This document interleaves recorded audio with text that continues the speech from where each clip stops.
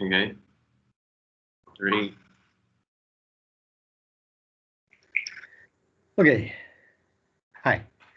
It is 1/22/21, the 22nd of January, the year 2021, 2 days after horrible mistake was put in the White House in the United States. And I've just come back from a trip. I'm talking to you now, Troy, okay? And actually to the audience as well. Yep. I took a trip to New Bern, which they pronounce around here New Bern. So New Bern is now New Bern, like New Orleans is like Nolans. Mm-hmm. And I went down there to do something for a friend of mine in the UK, you know who. And I went to an antique mall and I had a meeting with a guy named Greg who sold me a hat, and he sold me something else that I want to show you. I want to show you this thing. Wow. You see that? Yeah, wood hand carved banjo. Good. Yeah. I don't know what it is. I don't know if I'd call it a banjo or not. Look at the keys. Right. Right? Yep. Strings, there are 4 strings. Yep. And this is a gourd. Oh, right. Yep. With animal skin around it. Yeah. And a nail or 2 here, but something looks like a string was wrapped around it, around here. Mm-hmm. And this stick runs through the gourd and up here. Yeah. And you can hold it like that. Not bad, huh? And you can hold it like here, like that. Yeah. That's obvious to me that that's a black man. Sure. Right? Yep. I guess you can see it too. And I was just playing with it, because I've often thought of playing a stringed instrument. But I always thought, well, first, I can't find the perfect one. Second of all, I would want something electric and made a lot of noise. And then I would need speakers and, the whole thing. And it would just make me crazy. So when I saw this instrument constructed and built by a black man with these little pegs and these 4 strings on it, and I thought, I can sit around the house. Wow. I can play. I can create my own music without it being A, C, D, B, whatever, sharp. It doesn't matter. Yep. Right? And this way, it's quiet enough and pleasing enough that I can do my own music. Yep. And maybe just to see where it goes. That's amazing. But I thought, here's a guy, takes a gourd, puts a square hole in one side and a square hole in the other side, carves a stick, sticks it through, and creates his own, I don't know, what do you want to call it, guitar? Yeah. Good. Right? And I didn't show it to anybody. You're the first person I showed it to, other than the guy who sold it to me. But it's been on my mind ever since I bought it. Right? Yeah. And I think it was $35. Okay. And I thought, that's worth $35, right? And it's been, God knows where it's been and who's played on it. Maybe John Lee Hooker, who knows, right? But the thought came to me when we're talking about our perfect world. Yep. That it doesn't matter. It doesn't matter because this is a creation, probably the only one like it on the planet, right? And it produces sounds that not human sounds. And they can be my sounds because I can certainly, twist the key a little bit, make it, and then push it up. And it changes just like a real musical instrument, right? Yep. or like something out of Japan. Yeah.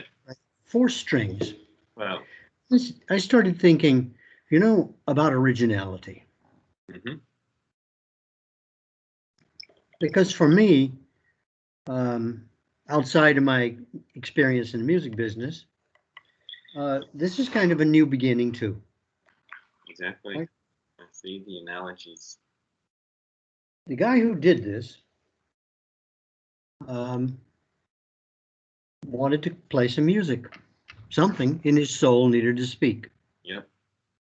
And he created something that I presume for all the work he put into it, he knew half of what he was doing. He knew you needed this. Hmm. He knew you needed strings. He knew you needed ways of tightening the strings. Right? Where he got the strings from, I don't know. Probably fishing line. All right. And then this thing about him Yeah. or her or whatever it is, whoever it is. Yeah. And it's a woman. She's got breasts, Okay. right? Yeah, I see. I think he needed some inspiration, especially when he's got his hands around the guitar neck, correct? But this morning when I got up, these people that own this B&B moved to Newbern from Zurich, Switzerland. And they're old people, like you and me, Troy. Okay. There's a man and a woman, Tracy and Gretchen. They came back to the U.S. for their mother, who was aging. She has since passed on, but they've got this house, which has a long history, Benjamin Ellis House. And when I called to make a reservation from the last time I was there, I had a card and I figured, why go through Expedia and booking.com and all this other stuff? I'll just call them up. So their son, whose name is Russell, took the call. And I said, this first time Russell and I have talked. And I said, Russell, you guys give discounts? I mean, you don't have to pay fees and all this other stuff, And he said, oh, yeah, for sure. Right? Book you at $20 less a night. I think it came in at like $92 or something like that. And they make a great, I suppose, European breakfast. All kinds of surprises, Anyway, it was a nice time. And they got a great Eura coffee machine. Right? They ordered their coffee from Tennessee, where it's roasted, and it's got to be the best coffee I think I've ever had. So I'm sitting there enjoying my breakfast and working on my second cup of double espresso. And I see a young man from where I'm sitting in the kitchen, walking back and forth. And I said to Gretchen, who came into the room, I said, did I hear a young male voice? Because I would like to meet this guy. And she said, yeah, sure. So Russell comes into the room and I say, hi, Russell. I got the name right? He said, yeah. And I said, my name is Danny. And we started chatting just in general about, I asked him, I said, what are you doing with your life? Right? What kind of interests do you have? Okay. How old are you? Mhm. 29 years old, right? Yeah. He must have been born in Switzerland or whatever, but just a regular guy. So the parents left the room, and Russell and I started chatting about what he's doing and his opinion about the media and the election, all this other stuff. And I asked him, I said, well, are you in school somewhere? He said, nah, I dropped out. I was thinking maybe I should reapply. And I was watching his face, which I'm trying to mirror here a little bit. And he said, he's living there. You've heard the story a million times, right? Generation, whatever it is, Y2K, 29 years old. And I was asking him about the status of things. from his point of view. Sure. And he started telling me about social media, that he wants to study journalism maybe. And I said, I pointed to a Wall Street Journal that was on the table. And I said, like that or social media? And he says, I don't like either one. Okay. So we kept chatting about all of this. And I said, let me tell you about something that I'm doing. Mm-hmm. Right? Yeah. And I said, we're putting together a perfect world, but there's nothing there. Mm-hmm. And we need people, looking for people who want to establish a campsite, right, Yep. on our planet, but there's nothing there. So you bring what you need, and you're not going to be alone, because there are going to be other people that are going to be coming there with whom you must, not must, but whatever, communicate.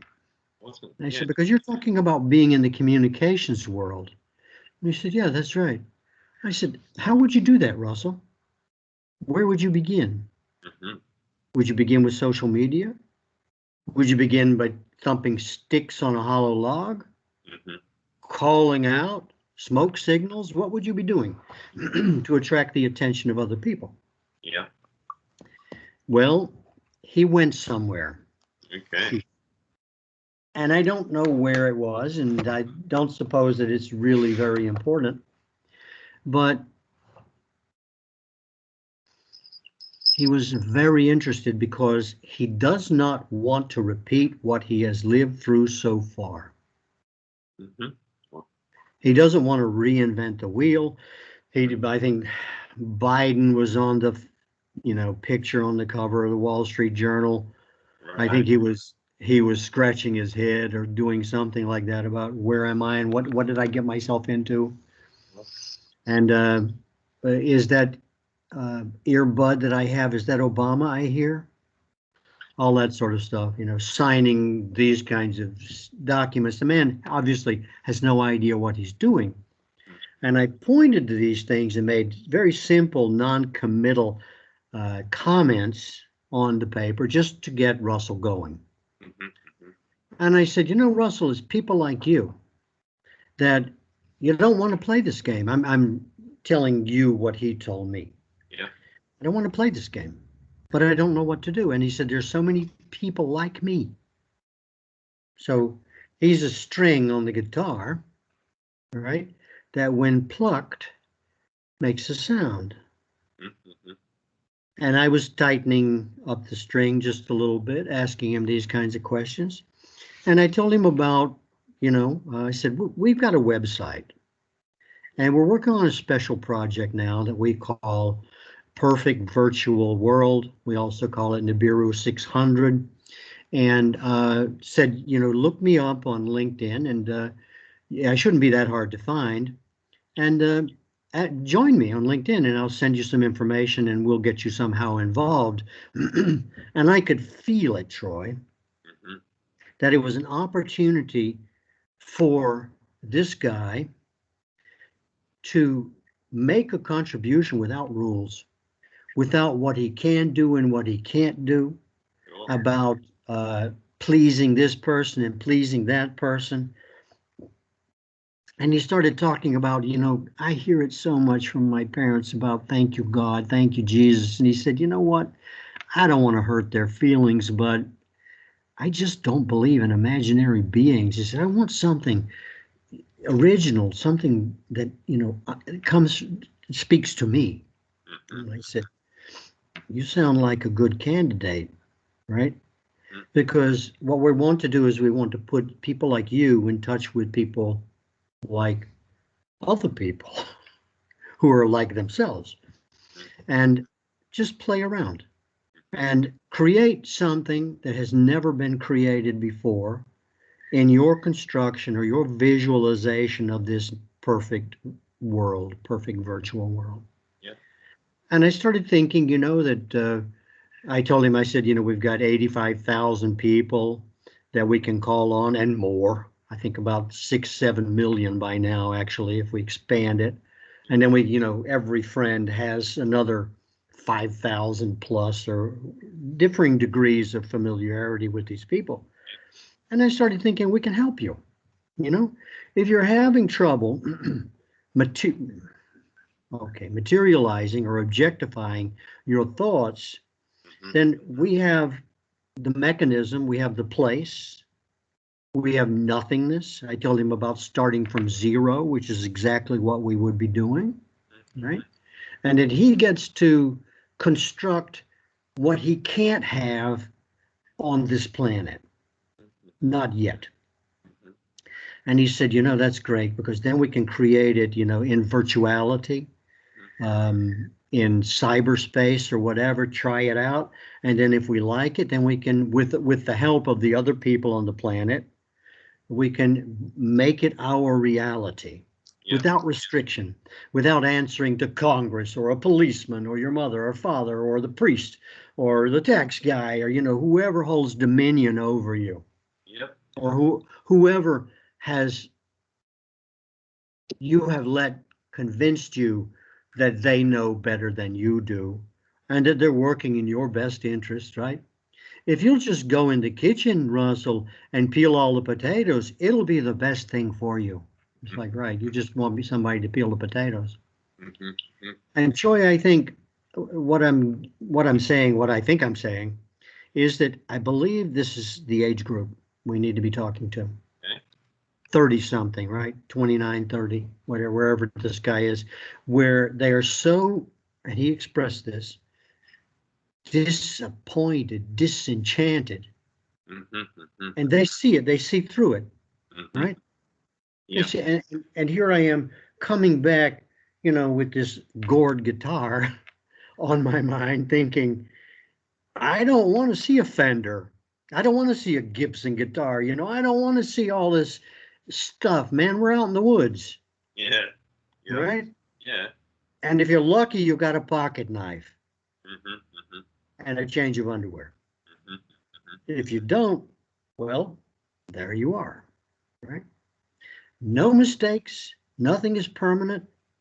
We can reach out to each other, technicians, data scientists, people who have some life experience, but who are not directly affiliated with this guy like Russell to try and tell him how he has to live and how he's got to prepare by getting a college degree and all this other stuff. Most of these guys who are so creative, you know, whether they went to Harvard or not, never finished. Mhm. That's it. It's like enough of this nonsense already. Why do I need to sit on my butt in a classroom? Professors call them butts in seats. That's how they refer, you know, to the numbers that have 21 or 35 students in order to make, you know, the bursar happy and et cetera, et cetera. And it's not about people anymore. It's not about being able to milk each person for what they have to give or what they want to know, because it's all a matter of economics, right? Yep. But I just in talking about this with him and letting him know that we're happy to receive him, Mhm. Mhm. to talk with him about, which is what we're starting to do. Yep. Talk to him about what it means to him, right? Um, I wouldn't want to be called on this later, but I would say a person who's undecided, who is feeling restricted. Of course, you know, he was there to bust the table after I finished eating, which was his mother's idea of how to train him for the future, Yeah. you Sure. know? And he was like going, I would like to throw these dishes right through the window. I hate this kind of stuff, right? Where I'm being told, don't do that. Russell, Russell, Russell, Russell. And it's like Russell wasn't listening. It was like Russell is like, he's there. His eyes are blinking fast. He's looking around the room and being very attentive to mother and father, who used to work in Zurich with HP and Compaq computer people. Okay. Okay. And I thought, my God, you know, I'm up against the wall, right? Mhm. Because I'm talking to him about computers and his mother and father. okay, they used to live in Uetliberg, which means the little mountain along the lake in Zurich, you know, up high. And if you want to live like this, son, well, you've got to clean those dishes. It's like, the dishes, man. You know, I want to create something. I want something new. I want to be in a dialogue with people, and we want to create our own world, Yep. which sounds really, really familiar to me. Yep. You know, that's what I wanted to do when I was 29. You know, without computers, there weren't any real computers. I remember the first one I saw in New York, Sure. right? Yeah. And so we've got a way of projecting your imagination onto a screen. And on that screen, each one of these characters is living, and you are talking with them like they're avatars or something like that, right? And you don't have to buy a camera. That's You right. don't have to do anything. It's all available to you. And we've got a council of people, not like his mother and father, I would say, right? But survivors, you and I, shipwrecked on a desert island. Mhm. Yep. And we've got a coconut tree. And from a coconut tree, we're going to create a whole new civilization. Yep. And Troy, I was so pleased. I was so jazzed, you know, by running into uh, a homemade guitar Yeah. and a homemade kid Right. who made himself, I think, or at least was still in prison a little bit because of what mommy and daddy, you know, you've been living in the basement now for a long time, and if you can't be doing that. Mhm. Yeah. So we've got a a jailbreak, you Okay. know, Yeah. all the inmates are rebelling. Mhm. Mhm. Yeah. Well. It's one last thing Yep. that I that I pulled from this. The two words I was actually driving for Okay. was originality. Mhm. Mhm. And when he was talking about, we were talking about communication, he brought up a very interesting point that I hadn't thought about.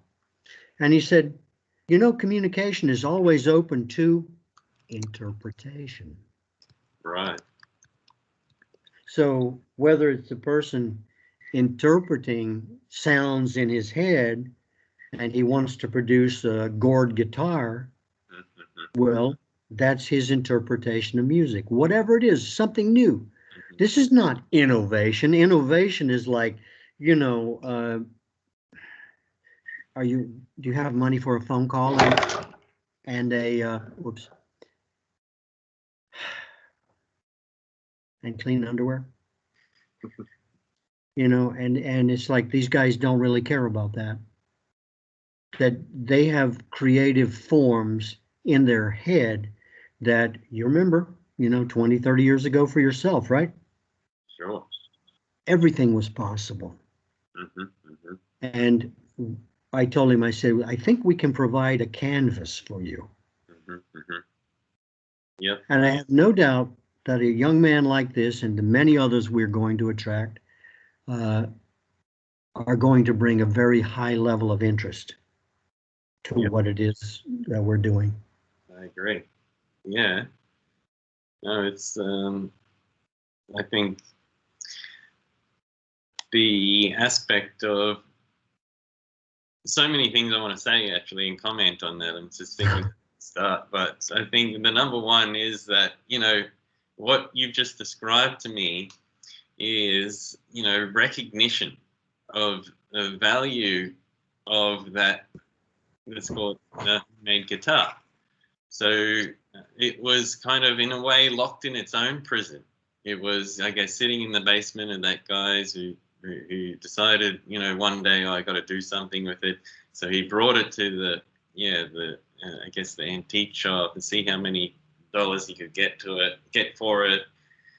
But yeah, it was just lucky, I think, or some other reason that you came by when you did and recognized the symbolism, the artistic uh, uh, craftsmanship that went into it. Not just that it's a guitar, and that whoever created that needed to know a little bit about how to create one, but then used the resources that were available and sat there and took the time to put it all together. And they didn't just stop there, because functionality wise, they didn't have to carve a nice, what they believed was a good looking woman on the top piece. But after it was, complete, we have this amazing symbol of what's possible with the creative ideas and the capabilities of what we can do with our hands. And I imagine, since that time and the environment we have now, there's so much new technology, new approaches, new wisdom that comes forth that, we have the capability to create these guitars, these inventions that help us, for whatever reason, we feel inspired to go ahead and create. And I think it's, just amazing symbol of what we are all about, and not just getting out there and creating, but getting advice around, like you said, our approach or our view on it can really ensure that we're recognizing that top level value of craftsmanship, of desire, of fulfillment, of putting your effort into it and for a purpose, not getting that 9-to-5 job because everybody else is. Even your parents are saying, what are you doing with your life? You need to be making money. But to guide those that come to this approach of creating a perfect virtual world, and just directing them into a place where they can feel that they've achieved something and it is exactly what they want. When we were chatting, I didn't mention this to him, but I keep thinking that we need and we spoke a lot about Nietzsche, by the way. Right. And, that we need, let's say, because I'll use the word, we need some laws, right? And then I remembered when I was in Russia, what was it, Corning Institute, where they make glass and all this, lots of other stuff. And the guy said to me, I looked at him and I said, what is law? And the answer was, it's a suggestion. Mm-hmm. Right? It's not handcuffs. Mm-hmm. It's not firing squads, or lethal injection. It's a suggestion. So, you could even look at the infamous 10 Commandments. Commandments, not suggest, which is a misinterpretation, because temshel, which is thou shalt not, is actually you may. You may commit adultery. You may kill someone, right? And all the rest of them. Mm-hmm. And you have to pay the price. Yeah. I think. But the suggestion is the law. You can kill somebody, sure, if you want. And it's like, if we have to, I don't know, set some guidelines or whatever, laws or restrictions or something, to keep people in line. Now I'm starting to sound like his Swiss parents. And they're Swiss, and they make clocks for a reason. Think about a clock, and you will know what Swiss people are like. Right? You can't have a second hand going backwards. Right? It's got to go where it's got to go. And so I started thinking, we have to create, or I want to create, maybe put it that way, a non-restrictive environment, Yep. but where, let's go back to the guitar for a second, if we can call it that, and say that what we create is representational, because this musical instrument is not just about sound. It's about expression, right? It's an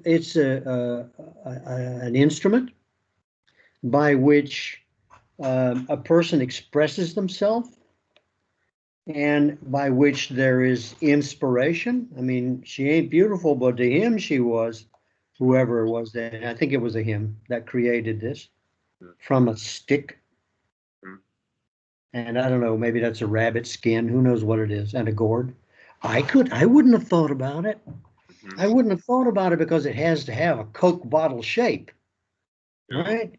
Oh yeah, it's got to look this way because of this reason and that reason and so on, and it can't be a gourd, Danny. Now go out there and cut the grass until you finally see my way. And you just, you kill a person's creativity this way. I mean, look at it. This is squared off here, so it doesn't go through the gourd, but this one at the end, you can pull it out when the strings are out. But the strings are in tension with the neck, so it's not going anywhere. Exactly. And, right. This person created an instrument to express, from my interpretation, and there are two breasts here, and a woman holding something in front of her, like a tray or whatever. Like the Buddhist friend said, that why they have erect penises painted on the walls of their houses. It's inspiration. You want to, when a guy is in that state of mind, he's and physical state. I don't know how it is for everybody, but for me, it's like I want to give. I want to express myself. I want to express my creativity. I want to write you a love poem. I want to speak to you about the things on my mind, right? This is a telephone. Yeah. I'm speaking to you, right? It even looks like a telephone. I'm speaking to you, communicating with you about something that doesn't fit normal prose. It's poetic, and what makes poetry a poetry is it is eternal. And I think that in some ways that music itself is eternal. And so it's just a means of a guy who wasn't looking to make money so he could go to Finkelstein's in Wilmington and buy, the guitar of his choice, and then it sits in the corner until he's dead and somebody else sells it. And he didn't spend a lot of money on it because he knew he wouldn't put the time in it, right? So it's just like throwing it away. Yeah. And when you got too much money, you have a lot of stuff that just gets thrown away. But I think this is something very, very dear to someone, or at least was, right? And he could sit on the front porch, or it was not that loud, and create something without, well, in the beginning, disturbing anyone. But we would get to a point where the strings touched something in him, and then he could tune them any way he wants, whatever sound is appropriate for him, and express something within himself. Yep. And and in some ways, this is kind of representational of our own creation. Well, I believe that we should use that. You know how I've been talking about inviting people to do a video, send their ideas in, use a background that we decide, and have this as a jingle. What I want to do before the end of this call is you just play something. Don't talk over the top. I won't talk as well. We're going to just capture a jingle out of that. It can be whatever you like. And then I'm going to snip that audio and send that along with the invitation to say, okay, if you're interested and you're looking to contribute an idea to Nibiru 600, use this background and this jingle for opening, and yeah, hashtag it with Nibiru 600. And they're the 3 requirements that will know that this is about Nibiru 600, and people will hear that tune and it'll become, you know, the brand. Now? Yep. You want to do that now? Well, let's see. I haven't really tuned it the way I like it, but let's see how it goes. Okay. Right in my gourd guitar. Mm-hmm. Or is that a breast? Oh, sorry. And I'm joking, but if you feel like you can sing along, you just make up a.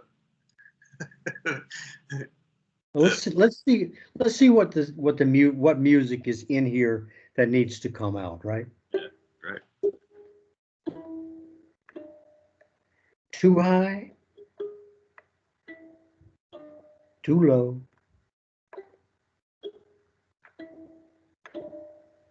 I got nowhere to go.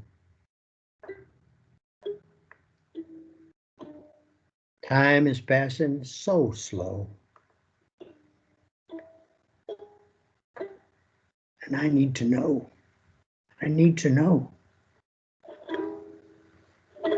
where to go, what to do, who is who.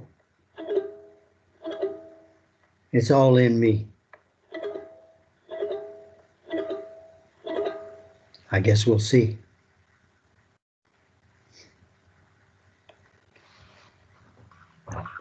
Amazing. That's beautiful. Yeah. All right, we got our theme song. Oh, wow, really? Let's copyright that sucker. On the tip of my mind, and the tip of my tongue to express is like, we a long time ago remember talking about music and, you know, the blues as you know, someone invented the blues, or they said, you know, this is the blues, but the blues isn't owned by anyone. It's out there that you can pick up. You can say, well, you know, I want to play some blues, and it's a gift that was given to anybody that wants to express in a certain way, and yeah, it's out there for those that can recognize the value of what a framework or the blues sound is to apply to themselves, and yeah, make something new out of something that has been around for so long and is so open and so available that you know, in some cases it's a shame if it's not introduced in some way to keep the aspects of what it is alive as we move forward. So these are the things I want to bring in and emphasize and to look for and to guide those that come to Nibiru 600 to remind them of these fundamentals that are now, you know, as we are growing, we're talking about technologies such as blockchain, artificial intelligence, machine learning, data analytics that are free and open. These are all ideas. Nobody owns artificial intelligence. It's something that you can pick up and apply to whatever it is you're doing. And if it's done in a way that is impactful and meaningful and sustainable, then your idea is going to be your product, your contribution will live on, you know, to be legendary and to, yeah, be recognized 100 years or 200 years down the track. What you're saying reminds me so much of, you know, these mud tablets in Sumer. Exactly. And they cut the instrument that did cuneiform from the reeds that grew by the edge of the water. Mm-hmm, mm-hmm. That's what you're faced with. You've got mud and you've got reeds. Yeah. And then you end up inventing the first written language. Exactly. Yeah. You know, it's there. It's a gourd and a stick. You know, and a rabbit skin and God knows whatever else is in there, and a huge amount of imagination. And while you were talking, I kept hearing echoes of the word harmony. When we are in harmony with our environment, with our friends, with an idea, that is music, you know? The music of the spheres, I think it's called, right? It doesn't have to be pleasing because it's something that Mozart wrote. It can be pleasing in a number of different ways. There's a Japanese TV series called The Blind Swordsman, Zatoichi, and he's blind and he has a sword, and he can see nothing, but he's so sensitive to everything around him that he has to survive. He helps people all the time by doing different things. He's a gambler. You know, and this TV series is fascinating because a man with whom you would think has no resources available to him. He has no sight. But yet at the same time, you know, he exercises, all I can think of is things that he already is in harmony with, to be able to read his place in a world he cannot see. Yeah. You know, it's fascinating, and I'm sure, you know, there are millions of people that feel this way. Yep. You know, you don't have to wait to buy a guitar. That's it. I saw people in San Francisco who would take discarded steel drums, which is why they're called steel drums, what I'm moving towards, and they would take the top and hammer it down. And then when they were playing, they had, you know, sticks, and they were, you know, the sound of a steel drum, right? It's beautiful music when it's played correctly. And they created that from nothing. That's it. A steel drum. Yep. It's possible, and from that, because drumming was really big at the time, Joseph Campbell and all that sort of stuff, you know, getting back to your roots, men working together with men, all the stuff that's, you know, against the law now, because we have to guide people in the correct direction. I'm sure Mr. Zuckerberg would be the first one we would ask, what is it I need to do? Right? Where do I need to go? How many friends do I need? But it's all in us. We have the formula. We are the formula. And you know, I'm not trying to make myself rich. I'm trying to express myself in a way that I feel fulfilled in doing it. You know, and from time to time I stumble across something really, really interesting that is a tool. It's like Meyer was saying to me, he said, Danny, money is a tool. You know, I have 100 tools, but you know, they're not worth anything unless I use them as a tool. And a tool is what? Anything that makes work easier. I think that's the definition. Yeah. So, you know, our hands are tools, our voices are tools, our mind is a tool, our eyes are a tool. You know, we're surrounded by everything we need. And then, you know, if you want to extend that and you want to have, you know, something else to carry your message in a very curious way. I'm sure, you know, I've been in, how many subways have I been in where there's some guy, and I don't know the name of the Japanese instrument, but it's got like 3 strings on it, right? And the guy's down there and it's beautiful music, and it's so simple. You know, you don't have to be Bon Jovi or some, you know, or Paul McCartney or John Lennon or who knows who. Yeah. You know, maybe people just care more about being acknowledged or being famous instead of just expressing their own satisfaction with what they have around them and sharing it. It's a protective environment, right?